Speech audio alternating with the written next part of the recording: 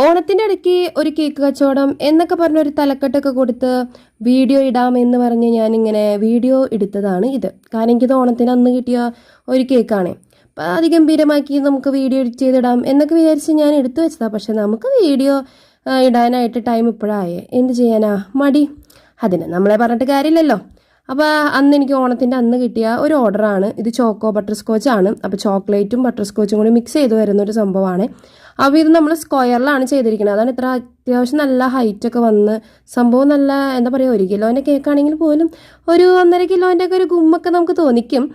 കാരണം ഒരു 4 ലെയറിൽ നമ്മളിത് കേക്ക് വരും. അത്യാവശ്യം നല്ല ഫില്ലിങ്ങും കാര്യങ്ങളൊക്കെ കൊടുത്ത് നമ്മൾ ചെയ്യുന്ന ഒരു കേക്കാണ്. അപ്പം നമ്മൾ മിലാ ബേക്കിങ്ങിൽ ഇടയ്ക്കിടയ്ക്ക് ഓരോ പുതിയ കണ്ടുപിടുത്തങ്ങൾ സൃഷ്ടിക്കുന്നത് പോലെ അന്ന് അതേമാതിരി കണ്ടുപിടിച്ചൊരു സൃഷ്ടിയാണ് ഈ ചോക്കോ ബട്ടർ സ്കോച്ച്. അപ്പോൾ ഇത്രയേ ഉള്ളൂ. അടുത്ത വീഡിയോയിൽ കാണാം. ചാ ബൈ, സീ യു.